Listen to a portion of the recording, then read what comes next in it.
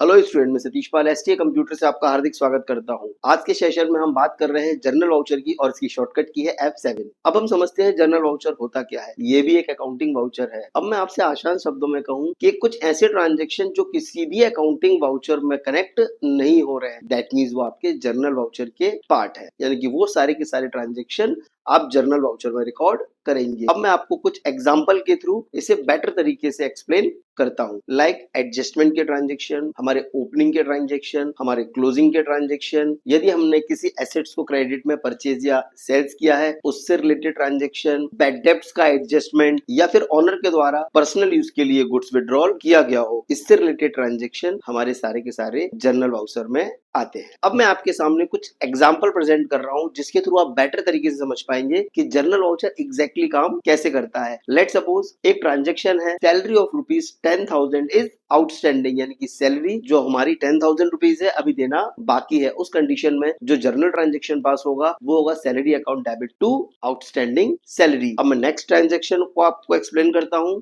Next example, furniture purchase from furniture house. तो अब उस कंडीशन में जो हमारी जर्नल एंट्री बनेगी वो बनेगी furniture account debit to furniture house. That means हमने जो फर्नीचर परचेज किया है वो क्रेडिट में परचेज किया है। नेक्स्ट एग्जांपल, ओनर ने अपने बिजनेस से 10,000 का गुड्स पर्सनल यूज के लिए विड्रॉल किया है। तो उस कंडीशन में जो ट्रांजेक्शन पास होगा वो होगा drawing account debit to purchase account. और इस प्रकार के जितने भी एडजस्टमेंट के ट्रांजेक्शन है वो सारे के सारे आपके जर्नल वाउचर में रिकॉर्ड किए जाते हैं। अब नेक्स्ट सेशन में हम सेल्स वाउचर को अंडरस्टैंड करेंगे। आई होप कि आपको ये सेशन पसंद आया होगा।